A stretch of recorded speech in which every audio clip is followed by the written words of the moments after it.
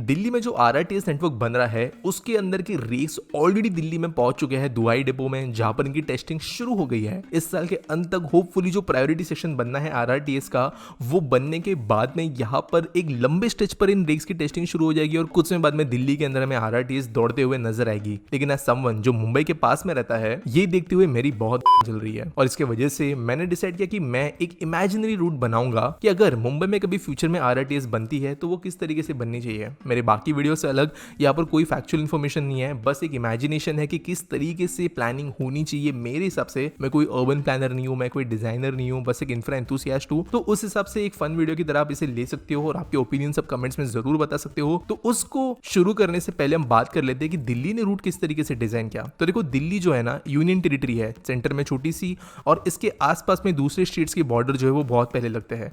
राजस्थान, हरियाणा, उत्तर प्रदेश, ये सारे स्टेट जो है दिल्ली से ज्यादा दूर नहीं है। और इन स्टेट्स के बॉर्डर्स के बाद में कुछ इंपॉर्टेंट शहर्स निकल आते हैं, जैसे कि आप कहिए तो गुड़गांव हो गया, मेरठ हो गया, नोएडा हो गया, हरियाणा के अंदर कुछ स्टेट्स हो गए, पलवल हो गया। तो ये जो स्टेट्स है, इनके सिटीज के और दिल्ली के बीच में ट्रैवल करने वाले लोगों की संख्या अच्छी खासी है। इसके लिए दिल्ली का सेंटर और एक आप कह सकते हो स्पाइडर वेब की तरह डिजाइन बना दिल्ली आरआरटीएस का, जो दूर वाले लोगों को सिटी के अंदर तक आने के लिए मदद करता है। और इसके वजह से मुंबई में भी ऐसा कोई डिजाइन बनाना पड़ेगा जहां पर लोग जहां पे दूर से आज के डेट में ट्रैवल कर रहे हैं, वो सिटी के सेंटर में तेजी से हाई स्पीड ट्रेन के जरिए पहुंच पाए। लेकिन मुंबई जो है ऐसे लैंड वाला एरिया नहीं है जहां पर चारों तरफ में इक्वल डायरेक्शन में जमीन अवेलेबल है। तो वो किस तरीके से हम सॉल्व करेंगे वो देखने की कोशिश करते हैं। तो देखो, मुंबई ऐसा दिखता है, जिन लोगों को नहीं पता, इट्स अ पेनिनसुला। तीनों टाइप से पानी है, 1 2 3 टाइप से पानी है। चौथे पार्ट में भी ऐसे कुछ खास नहीं है, यहाँ पर भी क्रीकी है, यहाँ पर भी पानी ही बहता है, लेकिन फिर भी कंपैरेटिवली यहाँ पर जो है ब्रिज वगैरह बन सकते हैं। तो मेरे इमेजिनेशन के हिसाब से अगर लाइंस बननी है तो वो किस हिसाब से होनी चाहिए,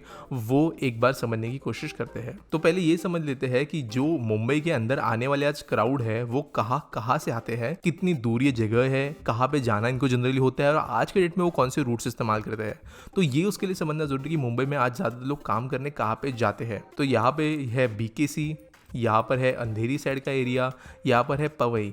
इसके अलावा यहाँ पर गोरेगांव में भी बहुत ज़्यादा आईटी वगैरह बिजनेस चलते हैं, तो यहाँ पर लोग जनरली ऑफिस काम के लिए आते हैं। इसके अलावा जो सदर्न मुंबई का फोर्ट एरिया है, यहाँ पर भी काफ़ी फाइनेंशियल इंस्टीट्यूशंस हैं, यहाँ पर भी काफ़ी सारे लोग काम करने के लिए जाते हैं। ये जो एरिया है दादर, वर्ली वगैरह, ये एक काफ़ी हाई एंड एरिया है। इसके अलावा जो ज़्यादातर लोग मुंबई के अंदर रहते हैं सबर्ब्स में, वो गोरेगांव, बोरिवली, कांदिवली, दहीसर, इन एरियाज़ में रहते हैं। जबकि ईस्टर्न साइड में लोग मुलुंड, भांडुप, विक्रोली, इन जैसे एरियाज़ के अंदर रहते हैं। तो ये टुकड़ा और ये टुकड़ा है रेजिडेंशियल एरिया, जबकि इसके आगे आप ऐसा कंसिडर कर सकते हो कि ज़्यादातर ऑफिस एरिया निकल कर आता है। ये है नवी मुंबई, यहाँ के अंदर भी आसपास में लोग जाते हैं। मुंबई से लोग नवी मुंबई भी जॉब करने जाते हैं और नवी मुंबई से लोग मुंबई में जॉब करने आते हैं। और ये है आउटर सबर्ब्स। अब पहले बात करें वेस्टर्न वाले साइड की, तो यहाँ पर मुंबई क्रीक के आगे जो मेजर वसई और विरार का एरिया है, यहाँ से बहुत बड़ी जनसंख्या लोग ट्रैवल करती है और लोकल ट्रेन्स इन एरियाज में आने वाले बहुत ज़्यादा क्राउडेड है। यहाँ पे अब इन वेस्टर्न लाइन्स के आउटर सबर्ब्स के बाद में है एक्सट्रीमली रिमोट सबर्ब्स, जो आप कह सकते हो लोकल ट्रेन मैक्सिमम जाने वाले एरियाज है। तो वो है धानू, बोईसर और पालघर। तो यहाँ पे धानू से भी ट्रेन चलती है मुंबई आने के लिए, लेकिन फ्रीक्वेंसी कम है और काफ़ी क्राउडेड भी होती है क्योंकि ऑब्वियसली दूर दराज के ये एरियाज है। लेकिन रेगुलरली मुंबई के आने वाले लोग धानू से यहाँ पे ट्रैवल करते हैं। अभी सेंट्रल में सेम सिमिलर चीज़ की बात करें तो थाने वगैरह तक आप कह सकते हो मुंबई तक का एरिया आता है। थाने नहीं, थाने के नीचे वाला। अब यहाँ के जो वसई विरार है उनसे कंपेरेबल सबब जो है यहाँ पे कल्याण, डोंबिवली, अंबरनाथ, बदलापुर वाले एरियाज है।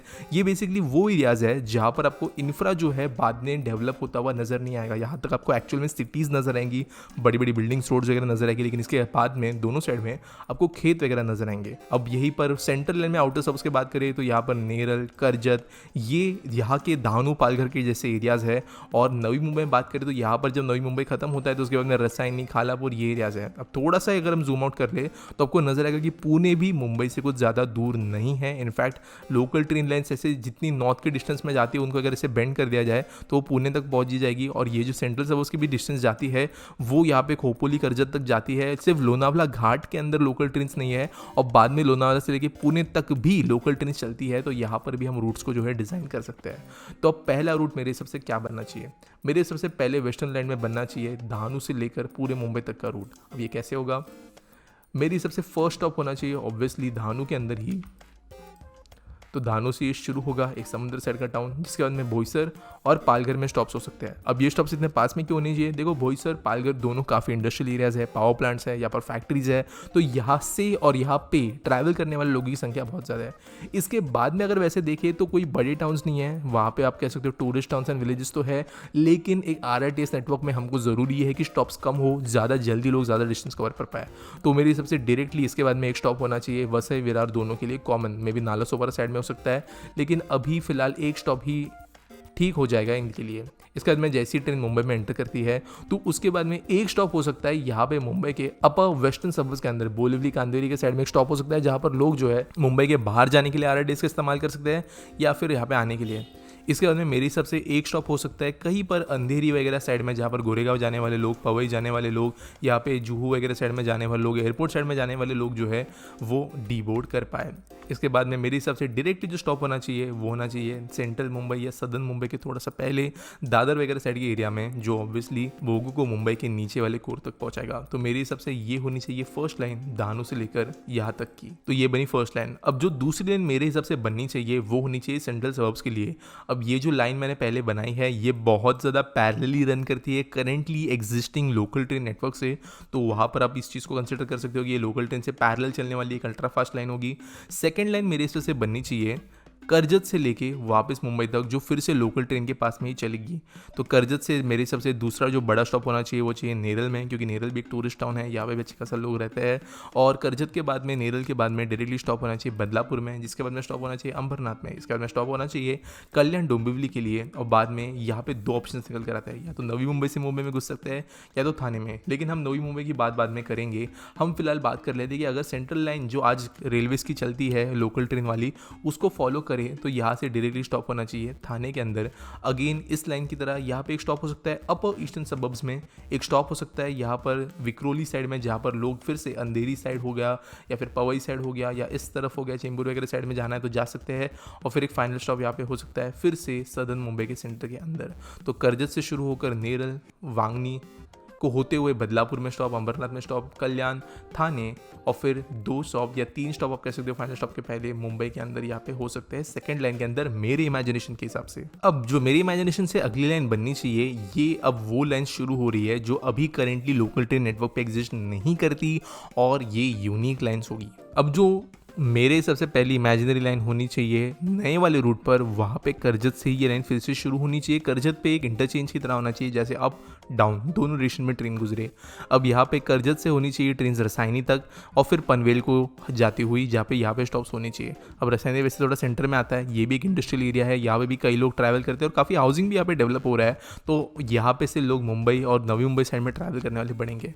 पनवेल के बाद में मेरे हिसाब से डायरेक्टली स्टॉप जो है वो होना चाहिए कहीं पर खारघर, या फिर आप कहीं तो इस वाले एरिया में CBD बेलापुर वगैरह साइड के एरिया में, जो नवी मुंबई एयरपोर्ट के लिए भी एक स्टॉप बन सकता है। नवी मुंबई एयरपोर्ट जो है वो यहाँ पर बन रहा है, तो यहाँ पर एक स्टॉप हो सकता है, जिसके बाद में डायरेक्टली एक स्टॉप हो सकता है वाशी के अंदर, और उसके बाद में जो है वो स्टॉप सीधा सीधा जा सकता है यहाँ पर, जहाँ पे सबसे ज़्यादा IT एरियाज लोकेटेड है मुंबई के अंदर, एरोली, घनसोली, कोपर खैरने, इन एरियाज़ के अंदर जो है एक स्टॉप हो सकता है। और अभी इसके आगे भी 2 ऑप्शन है, एक तो ये थाने तक लाइन एक्सटेंड हो सकती है, या फिर यहाँ से डायरेक्टली क्रीक को एरोली ब्रिज के पास से पार करते हुए जा सकती है इस लाइन को कनेक्ट करने के लिए। तो लोग अगर चाहे तो RRTS यहाँ तक ले सकते हैं और फिर से उल्टा जैसे थाने तक, या फिर अगर चाहे तो और दूर भी जा सकते हैं जो लोग उल्टे साइड से आ रहे हैं, या फिर मुंबई की साइड में भी जा सकते हैं।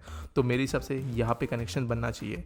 तो ये होगी मेरे हिसाब से थर्ड लाइन जो बननी चाहिए करजत से रसायनी और नवी मुंबई होते हुए वापस कनेक्ट करने वाली सेंट्रल लाइन के लिए। ऐसा कोई local train network currently exist नहीं कर सकता। वैसे रेलवे ट्रैक्स इन दोनों जगहों के बीच में बन रहे हैं और करजत और इसके बीच में लोकल ट्रेन चलाने की बात की गई है, लेकिन अब तक फिलहाल ये एग्जिस्ट नहीं करता। साथ साथ पनवेल से लेकर रसायनी के बीच में ट्रेन नहीं चलती, तो उसके लिए भी इशू है। लोकल ट्रेन की मैं बात कर रहा हूँ, और ये होगी मेरे हिसाब से तीसरी लाइन। अब जो फोर्थ लाइन मेरे हिसाब से बननी चाहिए वो होगी पुणे से लेके पूरा तरीके से मुंबई के बीच में। तो यहाँ पर मेरे हिसाब से पुणे सिटी सेंटर से लाइन शुरू होनी चाहिए। पिंपरी चिंचवड़ में एक स्टॉप हो सकता है, तलेगांव के पास में एक स्टॉप हो सकता है, ये भी एक इंपॉर्टेंट एरिया है। लोनावला में एक स्टॉप हो सकता है, ये एक चैलेंजिंग एरिया होगा घाट्स का, जिसके बाद में ये लाइन जो है यहाँ पर आके हुए या तो करजत साइड में कनेक्ट कर सकती है या फिर डायरेक्टली रसायनी साइड, लेकिन प्रॉबेबली रसायनी साइड में ही कनेक्ट होगी।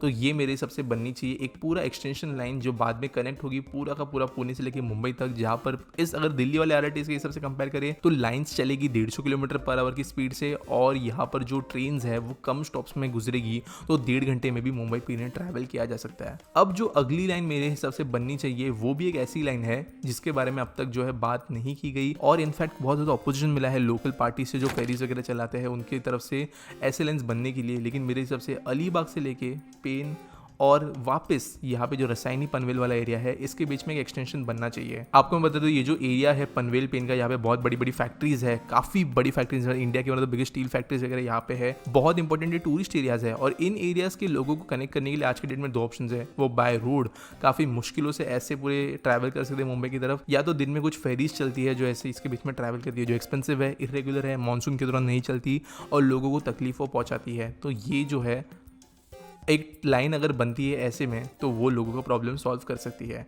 अब मेरे को ऐसे लग रहा था कि नासिक और मुंबई के बीच में भी लाइन बन सकती है कि डिस्टेंस अराउंड 120-150 किलोमीटर्स का जाता है, लेकिन बीच में जो पहाड़ों की साइजेस वगैरह है वो बहुत डिफिकल्ट बना देगी। एक पूरा रेलवे प्रोजेक्ट ही हो जाएगा, वो एक कोई RRTS टाइप का मेट्रो प्रोजेक्ट नहीं बन पाएगा। तो फिलहाल मेरे हिसाब से ये डिज़ाइन बननी चाहिए। मे बी फ्यूचर में ब्रांच लाइन्स बन सकती है, जहाँ पर जो यहाँ की लाइन है दहीसर धानू वाली वो डायरेक्टली यहाँ पे कल्याण वगैरह में किसी जगह से कनेक्ट हो सकती है या इस लाइन को आके जुड़ सकती है, लेकिन उसके बारे में फिलहाल बात नहीं करते। करेंटली ज़्यादातर जो मुंबई के अंदर इन्फ्लो होता है वो पुणे, अलीबाग, यहाँ पे सेंट्रल सबर्ब्स, वेस्टर्न और एक्सट्रीम वेस्टर्न सबर्ब्स, इन तरफ से अंदर की तरफ मुंबई में रोज़ होता है और रोज़ बाहर की तरफ जाता है। अगर ये लाइन्स बनती है तो ये एरियाज़ में रहने वाले दूर दूर के जो लोग हैं, जो लोकल ट्रेन में 2-2, 3-3 घंटा वन साइड ट्रैवल करते हैं और बहुत ज़्यादा क्राउडेड ट्रेन में ट्रैवल करते हैं, उनको ऑप्शन मिलेगा लोकल ट्रेन को स्किप करने का। जो पर्सन नेरल में रहता है उसको फ़र्क नहीं पड़ता है कि ट्रेन जो है वो कहाँ पे रुक रही है, नहीं रुक रही है। उसको अगर मुंबई पहुँचना है तो वो ज़्यादा पहुँच सकता है। इनफैक्ट अगर उसको यहाँ पे बीच में कहीं कल्याण भी पहुँचना है तो वो RRTS की जैसे ट्रेन को यूज़ करते हुए डायरेक्टली कल्याण तक की RRTS ले सकता है। बाद में फिर वो चाहे तो उधर के वापस 1-2 स्टेशन के लिए लोकल ट्रेन ले सकता है।